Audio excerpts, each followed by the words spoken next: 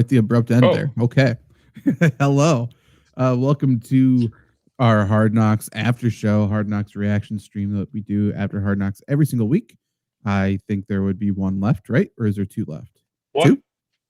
One. This is number 4? This was 4. We at least got next week. Maybe one left. There must be one left. So obviously preseason is done with this Hard Knocks episode. And then all the cuts happened today. All the cuts had to be done by today. And we will see those next week. We obviously know the news. So spoiler alert coming ahead, I guess, if you don't want to see that. But as always, whether you watch Hard Knocks or not, we're here to talk about the episode. So if you want this to see if you need to watch it, want to watch it, whatever, cool. If you have thoughts on Hard Knocks and want to come and share them with us, like some Bills fans have done, you can do that as well in the comments. If you are not fans of our Bills analysis, let me tell you, that probably makes sense if you're a Buffalo Bills fan, but I do not sugarcoat any of my analysis on the Buffalo Bills. And so far, a 100% track record of being correct. So that is fine. Maybe we'll read a fun comment just because, as Luke is seeing a Bills fan knocking at his door because of our analysis. But yeah, Did you hear that? No, what was going on? I live kind of by the airport. Loud plane. Everything's falling right now. Okay, I'm good. Interesting. I thought it was Bills Mafia coming just to throw beer cans at your window because we don't bow down to Josh Allen. Yeah, I'm going to say one other thing that might be controversial in Bills fans territory. Okay. Jumping through the tables was kind of cool like 6 years ago, and now it's like maybe the worst thing the fans do in sports. I don't know if it's the worst thing, but like that can't be the whole only thing. Like you can't always only jump through tables. That has to be like the accent on that. You got to build up to it. That can't be the only thing. Right. It's not fun then. It's cool like when you're the first one to do it, but when you become like the 6 True. millionth to do it, it's just what are you doing? That's true. It's just it can't be the whole thing. Like you gotta party a different way, and then once everybody gets to that level, then somebody goes through a table. It can't be the starter, the middle act, and the main act at the end as well. Like it just doesn't work that way. So is what it is. But let's talk about Hard Knocks. So we've seen 2 preseason games going into the third preseason game this week. We wanted to see more fire out of the Buffalo Bills. We said in previous shows that they seem too comfortable. Yeah, get that Boston album up. You can't let that thing touch the ground. Sorry. That's terrible. And Life of Pablo. 2 of my favorites right there, both on the ground. I hate that. But we needed to see some fire out of the Buffalo Bills. The entire time has just been kumbaya, very comfortable, zero sense of urgency. And for everything that I will be critical about with the Buffalo Bills and this episode, and we've been critical of in the past, I think we finally saw some fire this episode. Yeah, we did. Which is a welcome sight. Could I have done with more? Absolutely. However, I'd like to see players actually get punished for doing things wrong. I like to see actual practice footage, which we haven't really seen much to this date, to this episode so far. So I'd like to see Josh Allen get mad at people, which it wasn't much. It was very, very little. But still, I like to see him not just be like, oh, it's okay, and baby everybody, or try to be everybody's best friend. I like to see McDermott raise his voice, which very rarely happens. Yeah. And you don't have to be the authoritarian drill sergeant coach. But when you do, you need to raise your voice sometimes. And he finally did that. So I'm happy about that. But then there's a lot of filler in this episode to the point that I wrote down how much time they spent looking and showing and talking and then showing and then talking again and then looking at it and then moving venues and then talking and then looking and then showing a little more about Josh Allen's mechanics. Yeah, I have a take with this. Keep going if you. No, that was 6 minutes. That was over 10% of the episode. You're talking about the guy coming in and with like 8 trillion, like $400,000 cameras that are just placed in a Yep. circle. My take on it is, yeah, it's great to figure out your mechanics, but what happens to your mechanics when Chris Jones comes unblocked right at your Yeah, if you're face? doing these things wrong in practice, and by the way, I thought Josh Allen fixed his mechanics with this guy 4 or 5 years ago. And now Yeah. he's still doing things wrong in practice in on air, not a drill, not anything on air. To your point, once you get put under that little bit of pressure, guess what? All the mechanics go out the window and you do what's most comfortable. What's most comfortable is that Josh Allen reverts to the reckless gunslinger, which I like to watch, but doesn't win games. Which, yeah, yeah. I mean, he's good at it, but like if we're making a whole segment on, hey, this is what you need to do. Like this is how, and this can work in your golf game too, and yada yada yada. It's a little bit different when the Baltimore Ravens are staring you down, when Chris Jones is staring you Yeah. down, when you're trying to make a playoff push. Now, I think the Bills get a little bit of a kind of an easier road, right? They don't play in the toughest division, so maybe it's a little bit easier to kind of focus Mm-hmm. on that. But I think I'm not going to say that's where playoff struggles come from, but I think focusing too much on mechanics instead of focusing on going to win a Super Bowl, it might be an issue to not being able to win a Super Bowl. Maybe. And I think there's no doubt that, and I assume it's the same guy that Josh has been working with for years. If it's not, it's the same exact thing. He credits, like you said in the episode, he credits his life, all of his success to this guy, essentially. I think there's no doubt that he made Josh Allen a better football player. However, I think it's too much. And at some point, you got to do what's just most natural to you. We saw Phillip Rivers, again, another quarterback who never won a Super Bowl, I guess. Phillip Rivers has some of the worst mechanics of all time. And it does not matter. And I don't need to hear this nerd who has a bunch of cameras, and I don't want to know what he does with his cameras in his spare time. Talking about how freaky and impressive Josh Allen is that he fixed something in 2 reps. Because let me tell you this, he's been working with him for 5 years, so no, he did not. Like, Right. This takes people months to do what you just did in 2 reps. That's not true. It's not. He didn't fix anything. It's not. It's right. It takes, yeah. Like Lombardi would have hung this guy. Yeah. Yeah. Vrabel would hang this guy. Yeah. I mean, Belichick would have hung him. Like, it's to your point. It's just nerds coming in and ruining the fun of sports. Yeah. I don't care. It doesn't matter. And this guy is, I assume he's on the Bills staff, is what it certainly seems like. It's not. I think it started with just Josh visiting with him in the offseason and repairing stuff, and then now he's on the Bills staff as something. And because he's taken time to review Mike White's throwing motions and do all of this and talk about it in a quarterback meeting. This is a waste of time. Do you think Josh Allen gives 2 fucks about Mitch Trubisky's fundamentals and motion and all of that? And does that help anybody? Nope. No. Nope. I'd argue it doesn't really even help Mitch. So not only was my time wasted and your time wasted, Josh Allen's time was wasted in that 6 minutes. Like everybody's. It was such a boring thing that I'm happy I get to talk about now. I'd like to talk about it for at least 6 minutes, because that's how much time I had to sit through it. We haven't even done that yet. It seems like we've talked it to exhaustion. Yeah, I was gonna say, I think we've exhausted everything about it. Yeah. So yeah, I mean, I'd love to, like, I just want to talk one thing about the quarterbacks here, like, just to go along with the quarterbacks. The storyline, they even mentioned in this episode, we've been talking about it, the whole time, is the storyline of this team is the backup, right? Is the battle for the backup quarterback position.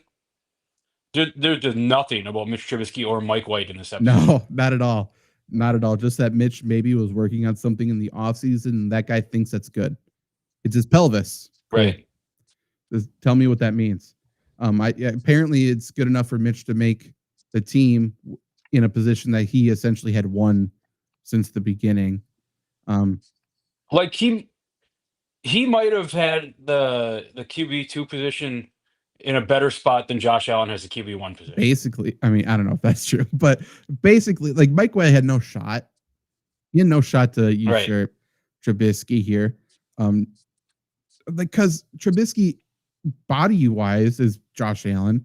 They play so much alike. He's more experienced. He knows the offense. Like, he had no shot to make this team. And they were building this up as if it's something, because guess what? This entire Hard Knocks doesn't have any spark. It doesn't have any magic. Nothing. It doesn't have controversy. It doesn't really have anything. I was watching it the entire time, probably minute 4 of that 6-minute mechanic section, just figuring out, why does this Hard Knocks suck so bad? Yeah. And, we've talked about how I think it's certainly in the contract that there's only a certain amount of actual football they can show because of the competitive advantage thing. They don't want to give it up for an actual contender. I think that's true. But I think part of the excitement of Hard Knocks as well in the past is, like, we're figuring out, is this team actually going to put it together and win games? Could this team actually be good? We're watching their preparation of a team that was bad because they always had to miss the playoffs. This team's not good. They're trying to find their way. And it's like an actual story of overcoming adversity. And there's no adversity in this. There's no growing. There's no urgency. There's no question of if this team's going to win games. They're going to win double-digit regular season games and then lose in their first or second playoff game to the Kansas City Chiefs. Like we've talked about, we know what's going to happen. So, like, there's no plot. There's no spark. There's nothing interesting. There's nothing to really look into other than, like, I think it says something that the most fun I had in this episode was 2 things.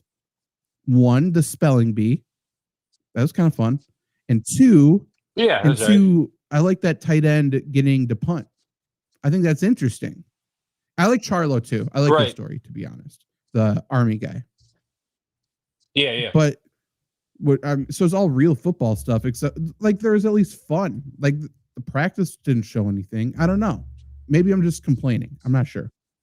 No, I don't disagree with you. The segment that might be up there with the worst of all time, with what's his name, juggling, and David Blau watching his wife win a silver medal or whatever it was, is what's the tight end riding a bike. I was thinking the same thing. Like, cool, brother. Like, he got so much air in that one. That was awesome. Yeah, that was bad. Right. But it was totally like, that's why I was wondering while watching if they were going to do that quick turnaround and show the cuts in this episode as well. Because very clearly they're introducing new people just so we can show them either get cut or barely make the team. And we'll give you the spoiler alert on all of those battles in a little bit. But that's why they finally introduced Frank Gore Jr., which they should have been talking about before, because that's at least interesting. They introduced this tight end out of nowhere, and because he had to punt. Like, the Army guy, like, is he going to make the roster? We'll see. Like, they just kept introducing people, so they had a plot. They had something, they had a segment, I guess, next time. They had a mini plot, basically. And Vince Carter and T-Max back. What are we doing? I don't understand what's going on. How did they get involved with the Bills? Because first of all, those are like 2 of my favorite people that have ever existed. They could have not made them any more boring than they made them in this episode. I kind of liked Tracy McGrady saying to Sean McDermott, "No, the coach has to, like, kind of be the fire," and McDermott's like, "Oh, maybe I do actually have to raise my voice a little bit." And Tim Duncan reference is always great in anything. But yeah, I mean, Vince Carter and Trace McGator are probably the 2 people I would associate least with the city of Buffalo. Yeah, I don't get it. I was wondering, like, Toronto's not far, right? But even if it was Toronto, like, those guys didn't spend much time in Toronto. Yeah, and it was forever ago. I don't know. I'm not sure. I think, I mean, we saw them earlier this season in that ownership thing, so I think they're invested. They must be. Yeah. But again, why? I don't know. But is that the most interesting thing about the Buffalo Bills? I don't know. And there's probably somebody more, like, I like these 2. There's probably somebody more interesting than these 2 that are invested in the Buffalo Bills as well. Right. I'm just thinking of, like, right when you get those, you can get the celebrity cameos in Hard Knocks, right? Like we got Eminem on the field at practice in Detroit. Yeah. We're getting Vince Carter and Trace McGrady sitting down with Sean Yeah. McDermott. And in an ownership meeting with other, like, yeah, they're not showing their personality, having like very scripted, weird conversations. And at least to me, if you ever bring up Scottie Pippen in a conversation that's not about like Michael Jordan directly, it's so boring to me. I hate Scottie Yeah. Pippen with everything. You got to know Scotty was loving that Oh, though. for sure. When he was watching Yeah. tonight. Yeah. Yeah, Scotty loved it. Scotty loves this Hard Knocks now. And he might be the Yeah. only person other than the Bills fans in our comments. I mean, what else really happened this episode that we want to talk about other than the actual cuts? Shadow Sanders got kicked out of the game. That kind of felt unnecessary to show that, but whatever. Right. I do like the army kid, Charlo. I like him. I like the Yeah, I think he's fine. I like the stories where it is, well, one, just, you know, rags to riches type of thing. Like, you know, you're working your ass off. But like, I like the fact that he's just a football player and we're highlighting that to the point that he's playing completely out of position. And I like that they got him mic'd up in the game, just asking to fucking go. Not knowing. Like, I think that's cool. Like, I think that shows people what preseason actually is. So maybe the next time you're like, oh my God, how did this guy miss a tackle? How did this guy not know where to go? Why is this so sloppy? Charlo's out there playing a position he's never played and not knowing where to go. And he's asking teammates who also don't know what they're doing. They're also just trying to make the team. And why would they even tell him the right thing? Because they're battling with him for that exact spot. So I do like that. I think it shows a little, that's the most inside look to a football team that we've gotten so far, I think. Yeah, it's kind of like the real life idea of, like, when you think of football players, right? You think guys go out there and make millions of dollars, or the 1% of the 1%. They know everything what's going on always. It's probably right. I mean, Zach, you've been around coaching, been around playing and everything. Guys half the time don't know what the fuck's going on. Like, it just go out there and make a play. Not knowing where to line up and everything. You're right. It shows like the human side, the learning side of a guy who even said it, right? He came in, into camp way behind. It's it's a shitty circumstance for him, but came in, hard work and trying to do it all. But when you're on the field, you have to make plays. So that human side of, what the fuck do I do? All right, I'm here. Let's just go make a play then. Right. Yeah. To McDermott or whoever said, or I think it was Brandon Bean said it. Like, he's just a football player. You put football players on the field, and ultimately they're just going to find the ball. They're going to make the play. If we're relating it to the Packers, who we're fans of, like, that's Bo Melton right now. Like, he's just a football player. Put him on the field, and he'll probably make the right play at some point. But every team needs to have those type of people. I do think the Buffalo Bills have several of those players, if I am to credit them for just about anything. Like Josh Allen. Do I think Josh Allen's an outstanding quarterback? No, but I think he's an outstanding football player. Like, when the play breaks down, he throws his head through a guy and he makes a play. And again, for better or worse, usually for better. Josh Allen's one of those guys. I think Ty Johnson's one of those guys. Khalil Shakir, I think, might be one of those guys. But yeah. Yeah, I think even like Deion Dawkins just goes and mauls people, just a football player. Deion Dawkins is great. Love to see a Panic at the Disco karaoke session there. Yeah, agreed. That was good. We need, again, just show the trenches, show these guys. We haven't even really seen the D line much other than Ed Oliver on a horse. Just show the conversations between these two rooms, and it'll make Hard Knocks interesting. It's the easiest cheat code to show these guys. Agreed. We're not like 9 days away from the NFL season starting.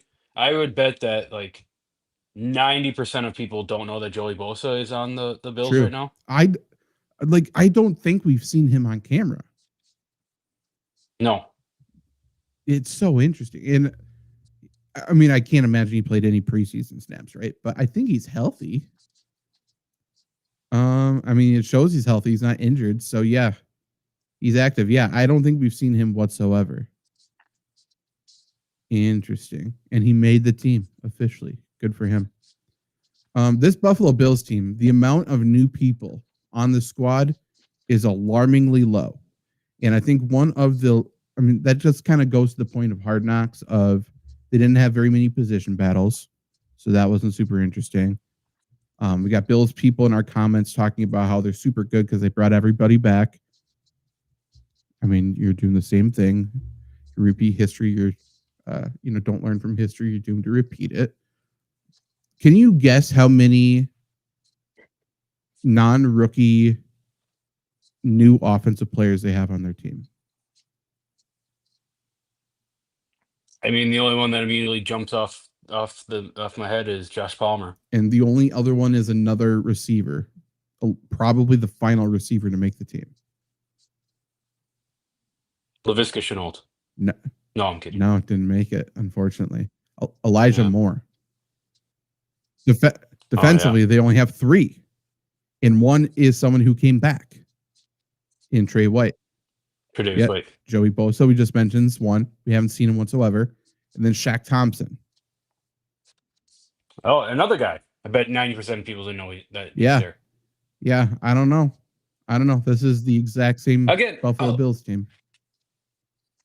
Like, I'll say the same thing that I've been saying the last, month that we've been doing this, is I think, the NFL picked a good team here, or Hard Knocks, or whoever, makes the decision.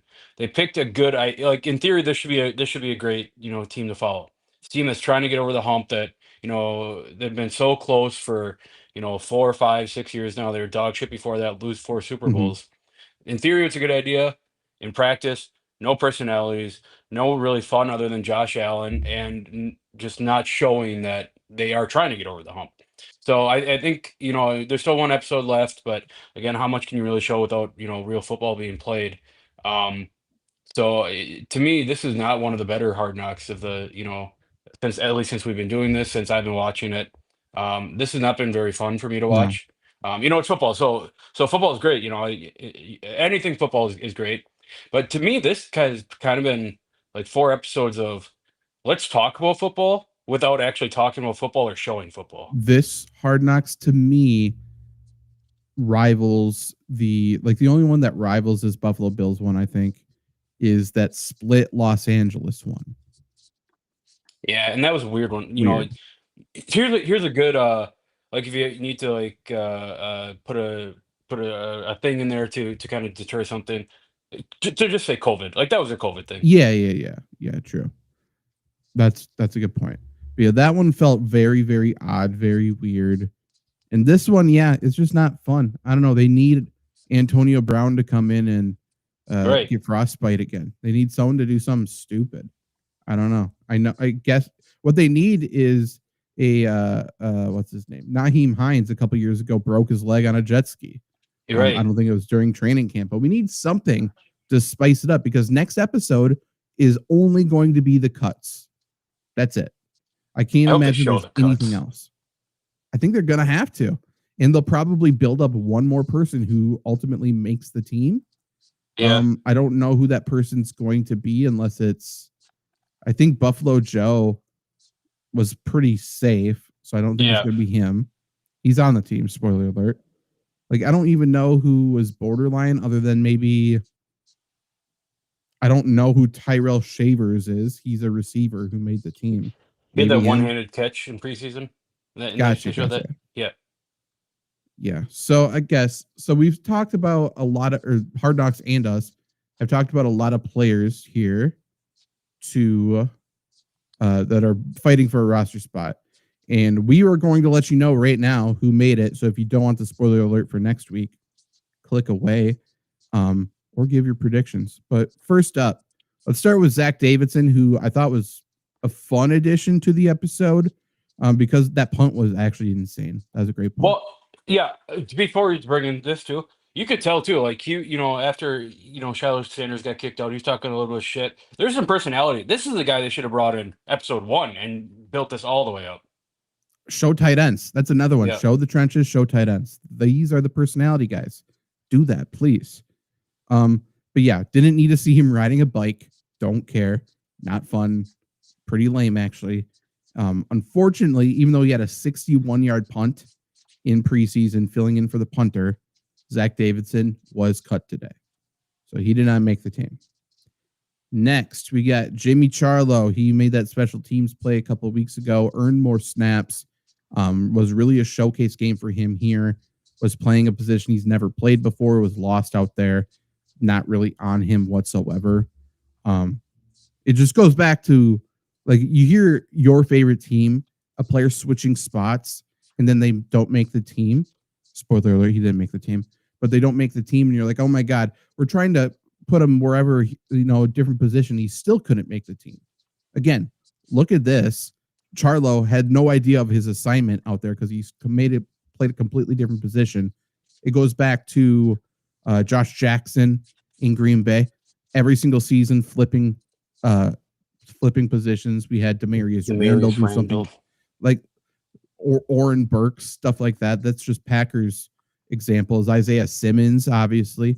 But you can apply it to your own team. Jimmy Charlo ended up not making the team. He had a missed tackle in the game that they showed. He recovered a fumble. So he had a bad moment, had good moment. Overall, proved to be a pretty damn good football player. So I imagine he's going to get picked up for sure by somebody. I was gonna say it feels like he's the guy, and he was with the Jets last year, got cut, and now he's with the Bills. Kind of feels like he might be a guy that bounces around until he can, until he finds his, everyone finds a spot somewhere, right? Like, yeah, Mhm. I bet there has to be a spot out there for him. Yeah, and I think he feels too small to play linebacker. So if he Yeah, can learn that nickel role, maybe that's where he thrives a little bit. But yeah, I think he's at the very least a practice squad guy, and maybe a team like Carolina or the Saints or some team that needs defensive help. Maybe he comes in and makes some plays. He certainly is a special teams guy as well. So that unbelievable that. Sorry, just because you brought up the Saints, that Spencer Rattler is going to be starting Week 1 for the Saints, but it's never. insane. That's for a different show, but crazy. And I don't think I think Jake Hayner's bad, and Shuck, I don't really know, but obviously he hasn't impressed yet.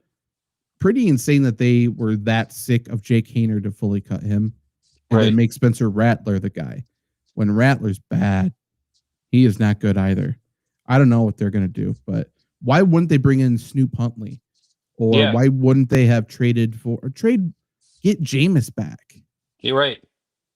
Like they got 3 quarterbacks over. Do something like that. They should But have went for yeah, like Daniel Jones. yes. Yeah. I mean, they are fully just already planning their vacation right now. And then this is a very good quarterback draft coming up. The Saints will draft their next quarterback. I was going to Like say that's too, a lock. as kind of, I know it sucks for Saints because they're kind of in purgatory, right, with the whole Derek Carr contract situation. They didn't really have much money to spend. I mean, if you're Mhm. going to go into a rebuild, starting Spencer Rattler Week 1 is the full on way to go into a rebuild. Over under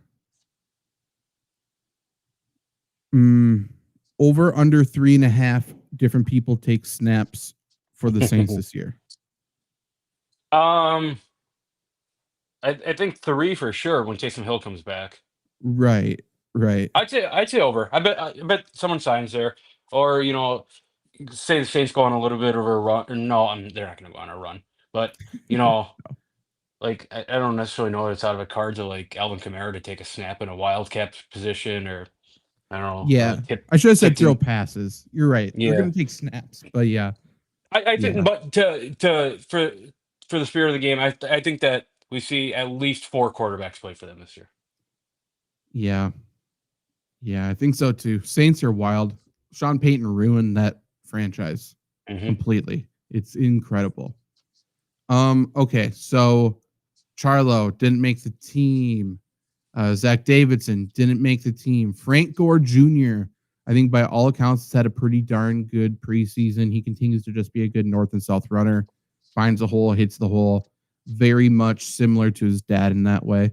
I was very surprised he spelled that word correctly. Agreed.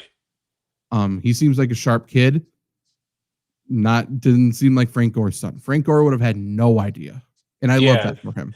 Frank Gore would have spelled FOOTBALL. Yeah, yeah. Frank Gore only knows one word in this football. I love Frank Gore, one of my favorite players of all time. Frank Gore Jr. I think a very solid running back in terms of running the football. Had absolutely no shot to make this Bills team, and he was cut. They had 3 running backs locked in already. Mm-hmm. So it was like, could he be the 4th running back? There's almost no shot. So stinks for him. KJ Hamler's the other one. He's been the one that's been showcased in multiple episodes. Was showcased for the Scooter, was showcased in the Improv, was showcased in the Health Scare, going back to Denver this week.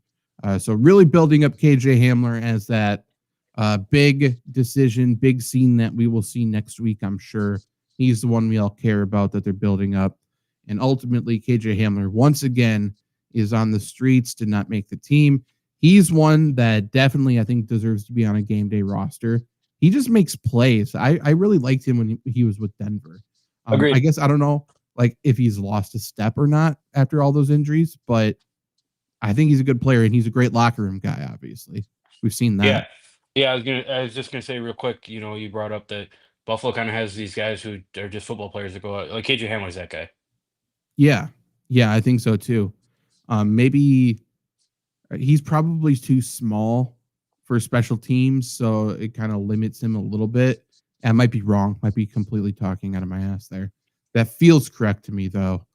I mean, Yeah, if he's I think he can contribute as a pass catcher though, for multiple teams.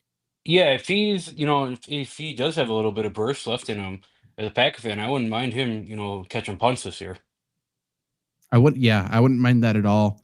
If I'm the Saints, I want him as a receiver. If I'm the Seahawks, I don't mind him as a depth guy there. There's several teams. The Vikings, I would if I'm the Vikings, call him up. He might be starting week 1. Right.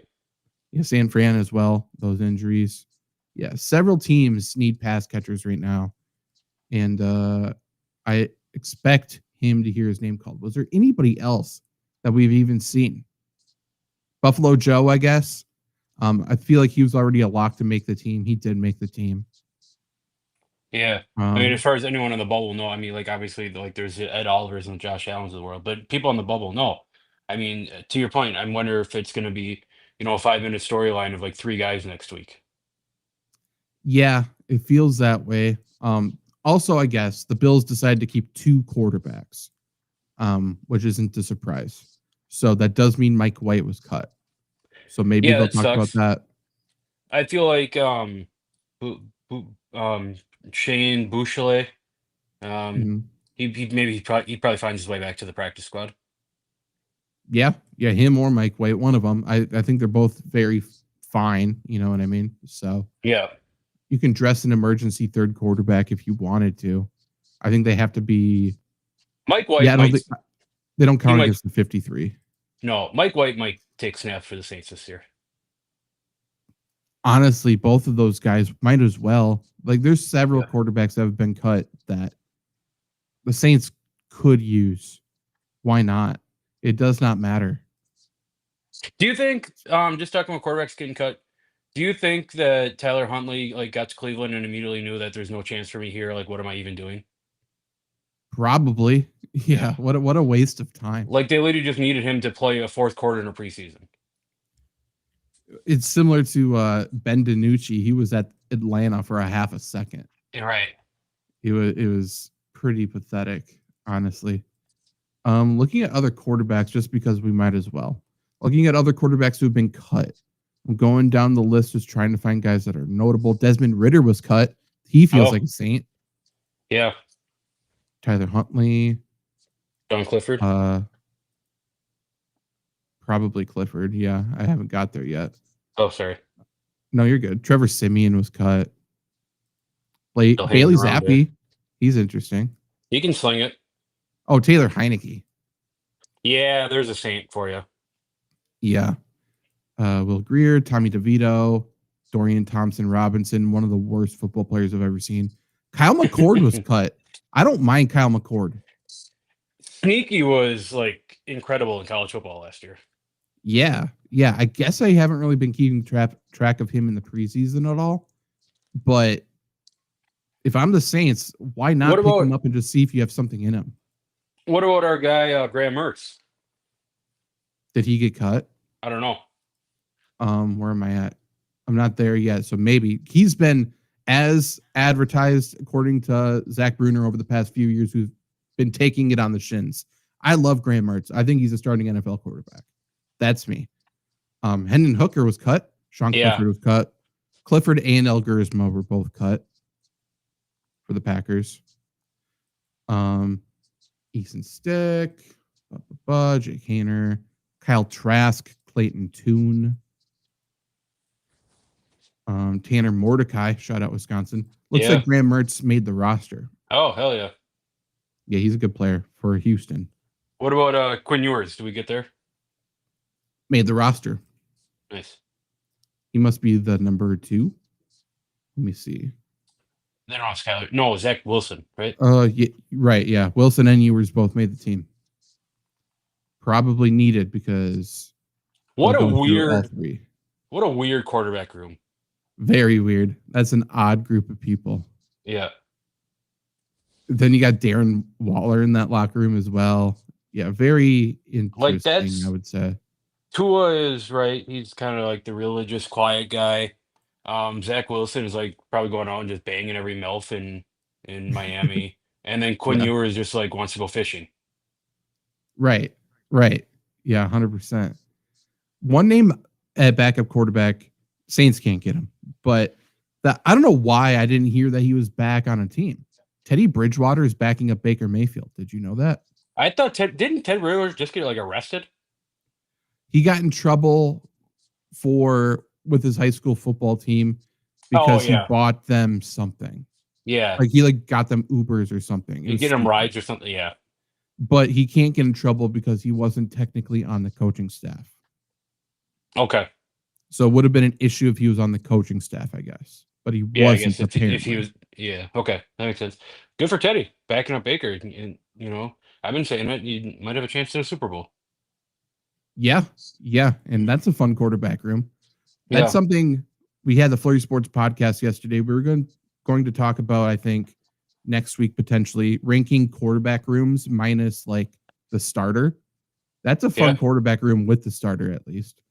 Baker and Teddy Bridgewater would be a lot of fun stories. Very different human beings, I think, but it's an interesting one. It's got to be a horrible one that might be 32 on your guys' list there. If you're ranking them without the starter, is the Pittsburgh Steelers quarterback room without Aaron Rodgers. There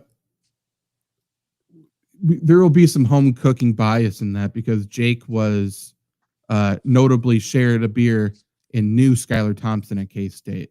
And then Will Howard, another K-State alum. So Jake, that'll be number 1 for Jake. Never mind. I thought Mason Rudolph was still there. Went back there. He is there. They kept 4. Okay. So Mason Rudolph might be the least hate him. Person that I ever want to talk to in my life. Agreed. Yeah, I may go Myles Garrett on him. Who knows? I hate Mason Rudolph. Agreed. Cannot stand him. Manning, what's up? Fantasy question. I assume James Conner or Marvin Harrison Jr. And I suppose just in a vacuum, who you want on your fantasy team. And I mean, so hard to answer that with different positions. I'll give an answer here. Sure. I think short-term James Conner, long-term Marvin Harrison. Do we expect James Conner to play a whole season? Probably not. Do we expect Marvin Harrison to play a full season? Probably. And to be honest, their points probably average out to pretty close to each other. Right. Yeah. I think individually I'd probably want Marv. But if you're asking, can I have Trey Benson and James Conner or Marvin Harrison Jr., then I probably would take the backfield. Like I'd be willing to reach a little bit on Trey Benson just to lock that down. Because I know the Cardinals offensive line is physical as shit and they're going to run the football well, I think. Especially in division against some very good pass defenses, some guys who really fly around like in Seattle and stuff like that. I think you can run the ball against some of these defenses in the NFC West. And I think James Conner is going to be great when he's healthy. And I think Trey Benson is more than capable of filling in when he is not. So, yeah. I mean, Kyler Murray's going to open up so many rushing lanes too, if he runs. Yeah. Agreed. Kyler Murray's a weird one just because his rushing is so unpredictable, but yes, as well. Um, yeah, I don't know what else we even really have I to have talk I have about. something to say about Hard Knocks that you kind of brought up there a little bit about Sean, Sure. about him kind of getting pissed off in practice, and they fuck up and go run. Yeah. That kind of brought back traumatic nightmares for me, is fucking up and having to run on the football field. Like in summer, that Yeah. was horrible, man. I get it. I fully, support coaches doing it to players, but as a player, that sucks. Is there any notable like fuck ups or Yeah, times you had to run? I have a funny story. Okay. So I had a good buddy of mine. It was freshman football, and he was, I don't know, he's a big guy. He must have been playing guard at the time or whatever. And I think he pulled when he wasn't supposed to. Just stupid freshman mistake learning football or whatever. And Yeah. we must have had a bad practice. Just coach a bitch at us the whole time. So my buddy sets him off over the edge, pulled, like the pullers ran into each other or something like that. And coach goes, "Go run to the farthest thing you can find." So he just kept going. Yeah. Yeah, That's and it was like, towards the second half of practice, the kind of the later part where you just got to get through like another half hour. Everyone's all dead tired already and everything. And so he did, the big guy that you look like you're jogging, but actually kind of fast walking kind of thing. And he just hell took yeah. his time. He took his time, and I think he just went like probably 200 yards down and came back. Of course. Yeah, that's fair. One thing we always did with the freshmen, so when you are a freshman or whatever, you always start practice with like special teams and stuff like that.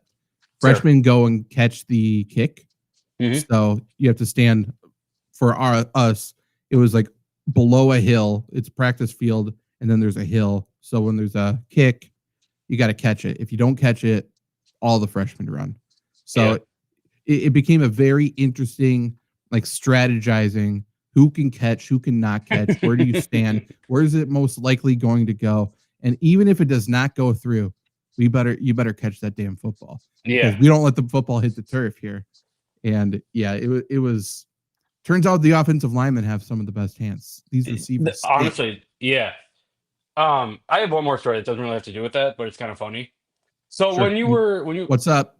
Definitely spelled correctly in the chat. um w- when you were playing football in high school, did you ever Mhm. have to go and like, you get the like the cards, right? That have like all the discounts on them around town, and you go sell them to Oh, help for make money for the booster club. yeah. So my senior year, we had a kid who was not very good at football. Well, I shouldn't say that. He was, whatever, just a high school kid. Sure. um, did not sell one card, right? And that was like the coach thing. Like, we have to be involved in the community. We got to give back to the people that are, paying for all this stuff, yada yada. Um, Very first day of practice when everything was supposed to be sold, he go drop the kid dropped a pass. He goes, he goes, you catch balls like you sell cards. You can't. That just becomes his identity for the rest of Right. football then at that point, or sports at that point, I'm sure. That Yeah. stinks. Those are always the worst. You have to like go and sell to people. Horrible.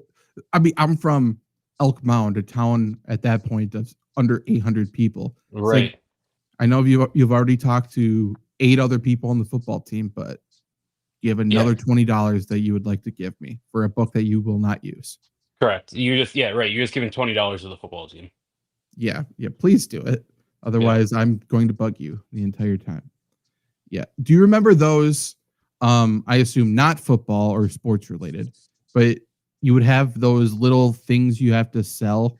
And then like there's this whole like school wide thing. You sell a bunch of things and then you can earn prizes for the amount of like money Hmm. you sold. Yeah. Yeah. Those for whatever reason, like just getting those bullshit little prizes was some of the coolest shit of all time. Agreed, I man. was so amped. I feel like, truthfully, that was one of the ways that really sparked like owning a business, like entrepreneur, like shit. Because I'm like, okay, how do we figure this out? If we Right. pool our money and we find these certain people, we can all chip in. And guys, I'm serious. We could get a remote control car that doesn't work. Wouldn't that be sick? Right. It Right. looks so big in this magazine, It, and it it turns out is it's just life size. right. It is kind of interesting, and I think that kind of brings together like a not like a philosophical look at like what kids are when they're young or whatever, but not knowing you don't know anything, right? When you're a kid, you just trying to figure shit out. Like, let's just try to Mhm. figure shit out for the stupidest fucking thing ever. But you just, you put all your work into it, and it pays off. And I think that probably, helps a lot, later in life when you're working in jobs and shit and everything. But just thinking back on that, like, yeah, like, why the fuck did I ever do that? And you're like, oh, I guess, the payoff was I'm just think horrible, but I guess it was fun. I'm just thinking of like my parents and the other parents. Just like I was like legitimately upset. Like we could use these things, just spend money on it. We're gonna buy them anyways, and then I could get this really terrible prize. And Right. it's like sell $1,000 and you get something that's not even worth $10. I'm sure my parents were pissed off. Like Oh this yeah, kid's an big time. idiot. Like why are we even entertaining this loser's thoughts right now? But yeah, Yeah. we should bring those back if they don't have those anymore. Because it was like a full like assembly like in the gym when they introduced it to Yeah. us. I vaguely remember it, but I know what you're talking about. There, whenever it was like a school wide assembly, I'm about it. Because there was like Yeah. some like people coming in to rap about not doing drugs. Loved that. That was Yeah. a great time for me. Um, Middle school, we had go-kart races. That was fun. Go-kart races sounds fun. We would do for like winter carnival stuff that we would do different uh competitions like between the grades. So like tug of war stuff was good. Yeah. Basketball tournaments were fun. A lot of good stuff there. Yes, all school wide assemblies. It's a good. We did a like a mock trial or mock trial or like a debate in front of the entire school. That was good. Nice. Do you I remember can't imagine watching it. when What? flash mobs were a thing? Yeah, yeah. There, when I was in middle school, like someone set it up. There's like, 15, 20 kids just broke out in a flash mob in the middle of lunch. And within seconds, the whole lunchroom was booing. That was a memory that I have. That was great. That's good. Yeah. Basically, Elk Mound's a weird place, and because well, I mean for many reasons, but we basically had a flash mob from sophomore year through senior year every single day at lunchtime at our school because our dance team slowly turned into just a Hmong boys dance team. Every single day, they would dance in the middle of the lunchroom every single day. Hell yeah. Every single day. Sometimes it's fun, sometimes it's really upsetting. And then eventually there was like some drama that happened with our dance team and they couldn't have funding. And then all of a sudden we trotted out an all Hmong dance team without a coach. So they're just Yeah. doing their own shit out there. That's actually kind of sick. epic. Yeah. It was That's very, fun. very weird. But Oh, hey, I remember cool. what I wanted to say. It was a Sure. very quick in this Hard Knocks to tie back to Hard Knocks here. It was a Perfect. very quick glance, but it had like it was like must be a sign in the practice facility or something. It was big Bill's logo, and under it said heart. Okay, I don't know if you Okay. remember what I'm talking about. No, but okay. Anyways, now I'm gonna get away from Hard Knocks and go back to school. A thing that was Okay. happened at school that was funny. Um, we had in our art department. There was like a hallway or whatever, and it said art department right on the door walking by, and Sure. someone put it. I think it was Sharpie put an F in front of it, and I laughed so fucking hard. I still laugh whenever I think about it. It's so dumb. It's so It's mature. It's so it's funny though. so good. Very good. Maybe Like how did I not think of that? I know exactly. It was right there. It was You're staring right right. in front of me. Yeah, Right. 100%. Maybe we'll Photoshop that for the Bills thumbnail here. But Bills fart. We'll see. Next week, we will be here yet again talking about Hard Knocks and talking about things that we already know, most likely, because it'll just be cuts. And I'm sure they'll show somebody making the team who knows. Definitely join us, hang out, and like Manning did here, and other people, come ask fantasy questions. We're just here to talk ball on Tuesday nights. And just so you know, during the NFL season, on Thursday nights, we will be doing our fantasy football show, the main one. We'll probably have other shows during the week as well, but Thursday nights are the main show that you want to tune in for. So come hang out, ask fantasy questions, start, sit, trade questions, all of that. If there's enough interest for a specific trade show where we just answer your questions about trades, probably after the first month of the season or so, let us know and we will do that as well. But we'll probably do an ad drop show, for sure do a start sit show, And if there's interest for anything else, videos, shows, whatever, let us know, and we'll do that for you. We want this to be one of the best fantasy seasons of all time. We want you to win your championship, so we're here to help you. Yeah, I was thinking of doing too. I was gonna run this idea by you, but we're live here. You know, a little insight into how the sausage is made here. But um, for like for my Survivor articles, I might think about just doing a a live stream and just talking about the process of thinking out for Survivor for the week. Whether it's 15, 20, 30 minutes, just sitting and talking, figuring it out. Yeah, I think that's fine. I think that works. For those who don't know, Survivor, if you haven't done a NFL Survivor pick, so you pick one team every single week, and you just need that team to win. But after you choose that team, you cannot choose them again. So Luke, what he typically does has his lock, and then he has a value one if you want to be a little bit more risky or high risk, high reward. And then a value one is probably like the gimme, right? If you want to burn the Buffalo Bills against the Miami Dolphins right away or whenever they play, sure. But you don't get the Buffalo Bills again. So he has 3 different categories, but the lock is probably the one you want to go with. But I think it's a good idea. Come hang out with him, talk ball, hear his process, and chime in your thoughts as well. It'll be a collaborative approach to it. That would probably be Wednesday, probably. We'll figure it out. Definitely tune in for that. But yeah, comment other shows, articles, whatever you want to see.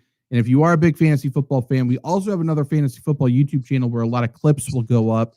That is Fantasy Football by Committee. So definitely go there. Starting tomorrow, we got building a championship team around a specific player. On this channel, you'll see Jamar Chase. On the other channel, you'll see picks 2 through 12, including Bijan Robinson, number 2, already recorded. So definitely go subscribe over there. Lots of good fantasy content this season. And we'll see you guys tomorrow for Lombardi Sweep, a Green Bay Packers show. See you then. Get our thoughts on their cuts.